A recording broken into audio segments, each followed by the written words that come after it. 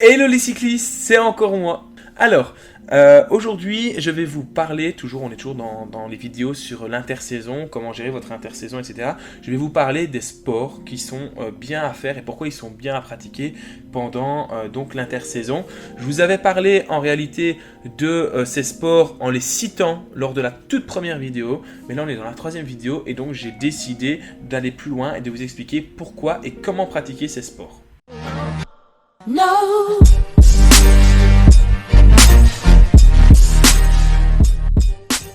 Je vous rappelle que toutes les informations que je donne dans ces vidéos sont basées et sur mes expériences personnelles et sur des bouquins que je vous ai présentés dans la deuxième vidéo et que vous pouvez retrouver dans la description.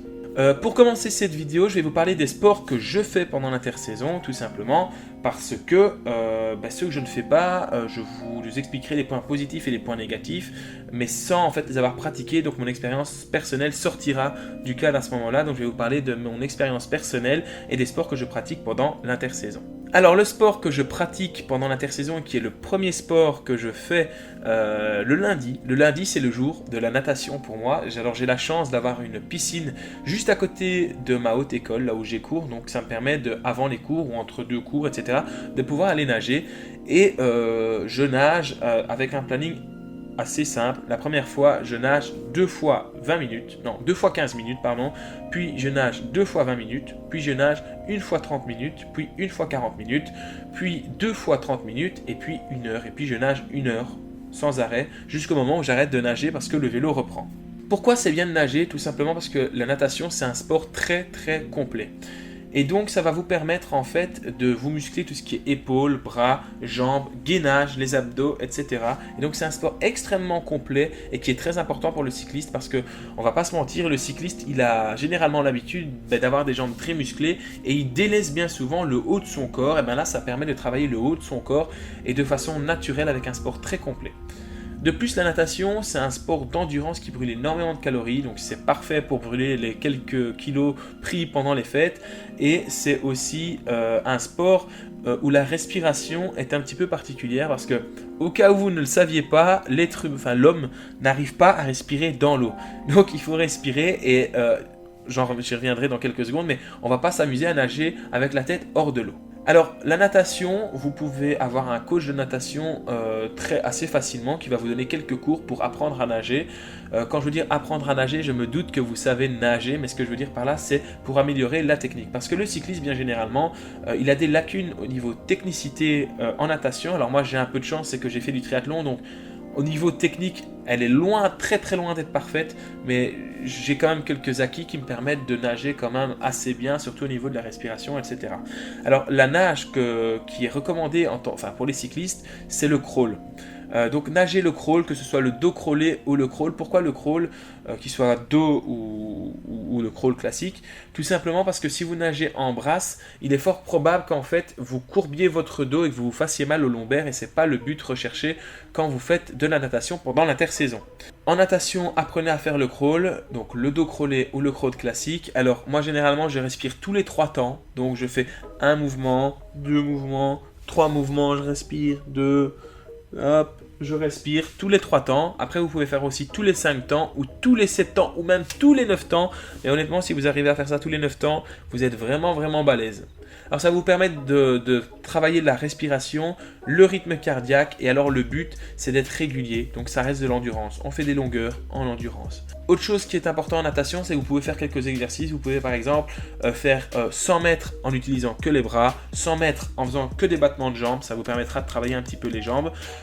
Vous pouvez également faire par exemple 25 mètres en sprint et puis 75 mètres où on récupère. 25 mètres en sprint, 75 mètres où on récupère. C'est des exercices différents, mais qui sur une séance d'1 heure de natation peuvent vous rendre la vie un peu plus simple et vous permettre d'avoir un peu de temps. Moi personnellement, j'ai acheté un casque MP3 qui va sous l'eau, comme ça quand je nage pendant 1 heure, déjà dans l'eau je me sens bien, et en plus avec la petite musique ou une petite émission radio, un petit podcast, ça passe tout seul.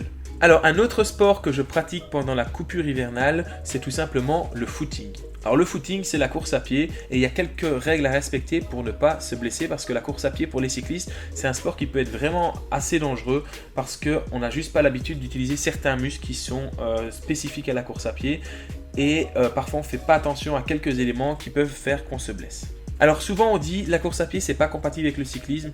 Ok, c'est vrai au niveau musculaire comme je vous l'ai dit, mais la course à pied c'est un sport très complet et qui a son importance dans la préparation d'un cycliste, tant au niveau du rythme que de la musculature. Donc on ne néglige pas ça et on va courir en footing tranquillement. Pour la course à pied, mon expérience personnelle, c'est comme je vous l'ai dit, je cours d'abord 2 fois un quart d'heure, puis 2 fois 20 minutes, puis 1 fois 30 minutes, puis 1 fois 40 minutes, puis 2 fois 30 minutes, et puis 1 heure, tout ça sans m'arrêter, en endurance, donc, et je continue ça jusqu'au moment où la saison reprend. Alors il faut faire attention parce qu'à moins d'être un ex-coureur à pied, j'ai encore de la chance à ce niveau-là, c'est que j'ai commencé par la course à pied et ensuite le triathlon avant d'arriver dans le cyclisme, donc j'ai pas ce problème, mais il faut faire attention à la technique au niveau du posage du pied, etc., parce qu'on pourrait se blesser, c'est un sport quand même où il faut être concentré. Je ne veux pas dire que vous ne savez pas courir, mais il faut apprendre à courir pour éviter de se blesser. Donc commencez tout doucement. Un footing, on n'est pas obligé de faire des foulées de 1,80 m en courant à fond. On respecte les pulsations, on respecte la foulée et on va doucement, on commence peinard. Parce que la course à pied, on l'oublie, mais c'est pas un sport porté comme le vélo. Ce que j'appelle sport porté, c'est comme la natation ou le vélo. Donc ça veut dire que votre corps, en fait, il est porté par l'eau en natation, le vélo à vélo.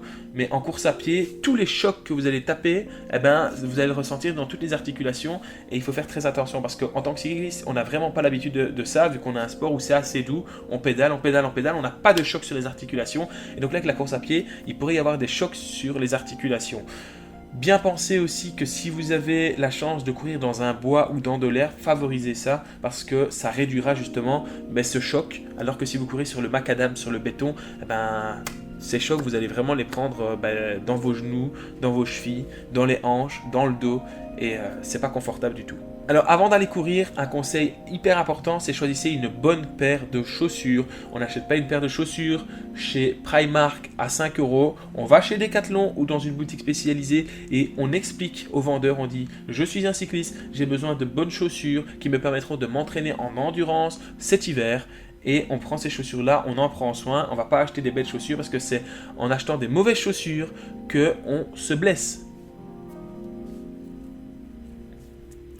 On n'oublie pas d'être progressif aussi, je l'ai dit, la course à pied c'est pas un sport facile, donc on commence tout doucement avec des petites foulées et puis on progresse petit à petit pour éviter de se blesser. À la fin, si on se sent bien, on peut accélérer le rythme, etc. De toute façon, ça viendra avec l'expérience, mais on ne commence pas en courant un 5000 mètres à du 3 minutes au kilomètre. Mauvaise idée.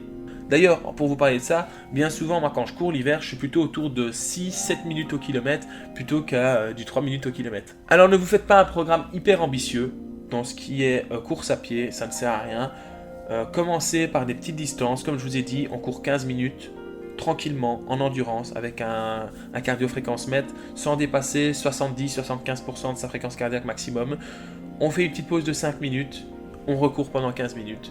La séance d'après, on recommence 15 minutes, 5 minutes, puis 15 minutes. Puis on fait 20 minutes, 5 minutes, 20 minutes. Puis on fait 30 minutes d'un coup, 30 minutes d'un coup. Puis on fait 40 minutes. Et puis 2 fois 30 minutes, etc. Et on n'excède pas 1 heure parce que faire plus d'1 heure, il n'y a pas vraiment d'intérêt. Vous ne préparez pas un semi-marathon, donc il n'y a pas d'intérêt à faire ça. Alors ce que vous pouvez faire aussi pendant vos séances de course à pied, une fois que vous aurez pris le pas, donc ne faites pas ça à la première séance, ni en fait les 2-3 premières semaines ne faites pas ça, mais quand vous avez pris le pli, vous pouvez ajouter un petit peu d'intensité lors de vos séances de course à pied. Donc par exemple, vous courez pendant 20 minutes et puis vous faites 4 fois 30 secondes de sprint, 30 secondes cool. Et voilà, pour donner un peu de rythme, évitez de se dieseliser. Vous pouvez faire quelques sprints de 10 secondes aussi. Donc vous faites un sprint de 10 secondes, puis vous faites 50 secondes tranquille, 10 secondes, 50 secondes tranquille, et vous répétez ça 4-5 fois. Et puis si vous n'aimez pas courir, il y a quelque chose qui est tout à fait bien pour le corps et qui est moins stressant pour le corps, c'est tout simplement la marche. Donc n'hésitez pas à aller faire une marche. En Belgique, où nous avons les marches ADEPS ou les marches fédérales, qui sont des marches qui vont entre 5 et 25 km, c'est peut-être l'occasion de découvrir des paysages proches de chez vous en marchant ou en courant, c'est comme vous voulez, mais la marche ça peut être une bonne solution. Alors vous pouvez également faire du VTT pendant l'hiver. Pourquoi ?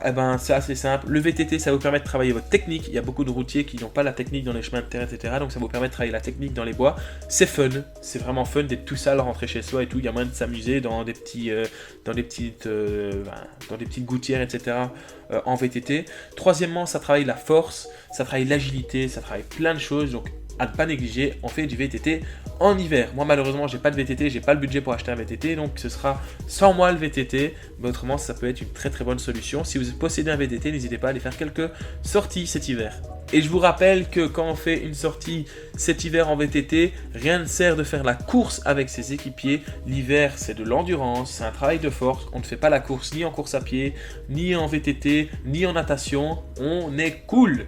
Alors, je vais parler aussi du cyclocross. Si vous aimez bien le cyclocross, moi personnellement, j'aime bien le regarder à la télé, mais j'ai jamais eu l'occasion d'en faire. Vous pouvez faire les 4, 5, 6 premiers cyclocross après la saison pour poursuivre votre saison, mais après, n'oubliez pas de couper et de vous préparer pour le travail foncier.